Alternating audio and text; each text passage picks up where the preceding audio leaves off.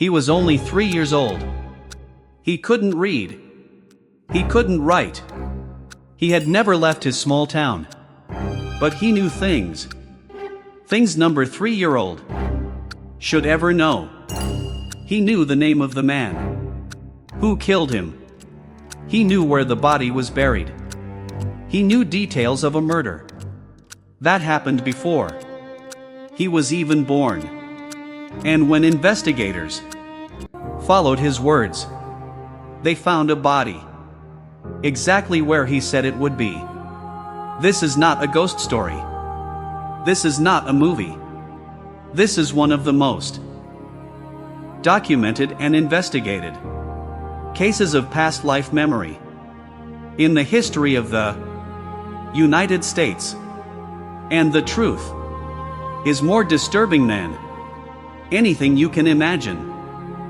Gus Taylor was born in 1998 in a small town in Michigan. A normal baby, normal family, normal life. But when Gus turned 18 months old, something changed. He began talking about a grandfather he had never met. His grandfather, Augie, had died the year before Gus was born. Gus had never seen a photo of Augie, never heard stories about him. He was too young.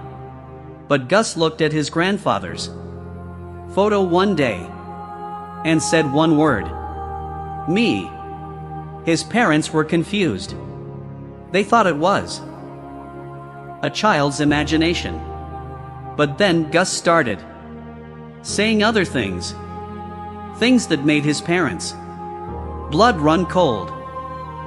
Gus began describing details about his grandfather's life that nobody had told him.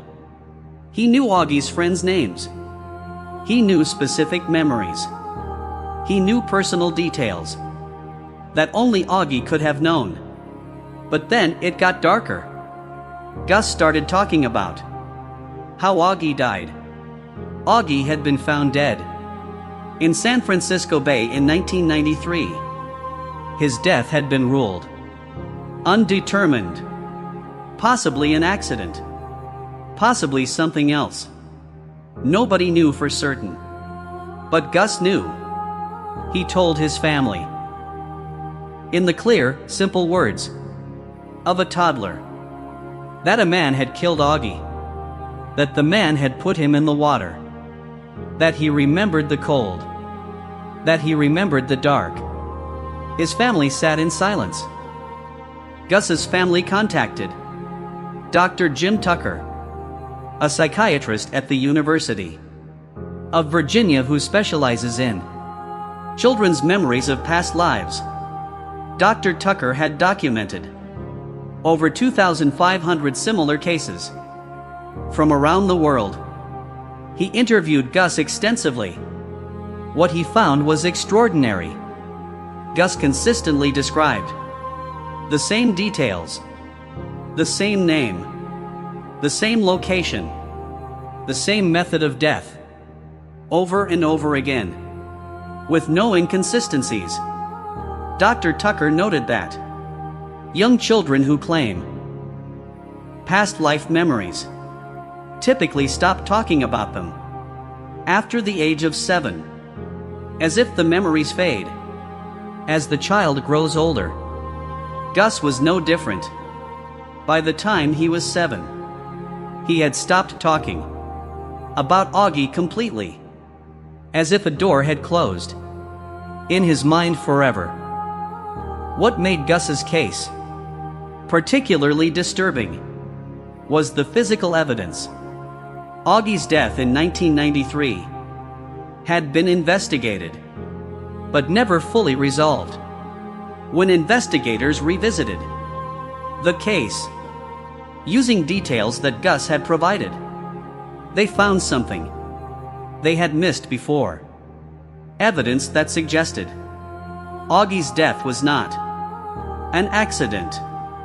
Evidence that pointed to someone who had known Augie, someone close to him, someone who had never been properly investigated. The case was reopened. But here was the problem. Years had passed. Evidence had degraded. Witnesses had moved. Memories had faded. And without a confession, the case could not be proven beyond reasonable doubt. The person Gus had named was never charged. Dr. Jim Tucker published his findings in multiple peer-reviewed journals.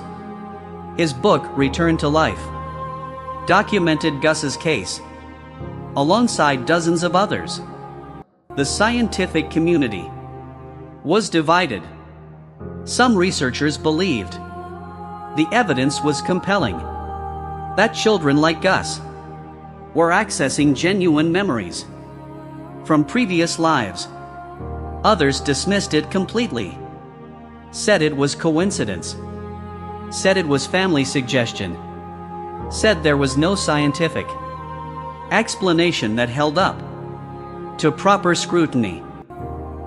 But here is what nobody could fully explain.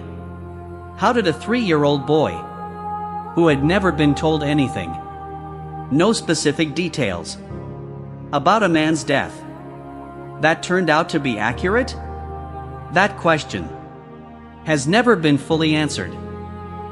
Gus Taylor's case is not unique.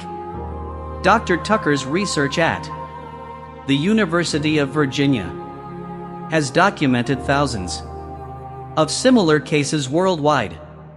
Children in the USA, children in the UK, children in Canada, children in India, all describing detailed memories of lives they never lived, all providing information that turned out to be verifiable, all stopping around the age of 7, as if the memories simply switch off.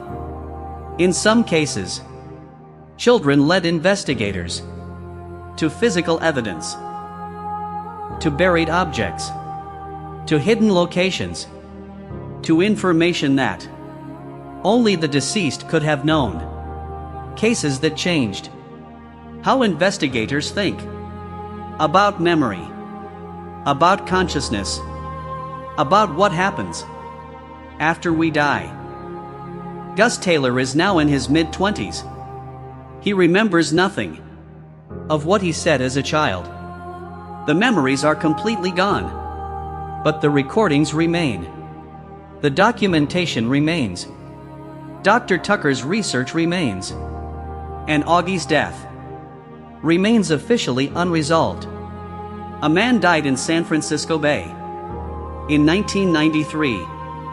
His grandson, born a year after his death, described that death in detail at 18 months old, named the person responsible, described the method, described the feeling of dying, and nobody was ever held accountable.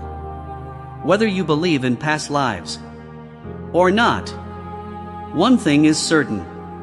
A man died. A child knew things he should never have known. And justice was never served. If this case made you question everything you thought you knew, subscribe to Crypt right now. Every week we investigate the cases that go beyond ordinary true crime. The cases that make you question life, death, and everything in between. Subscribe to Crypt. Hit the bell. The next case will go even deeper. Skull Crypt, where dark secrets come to light.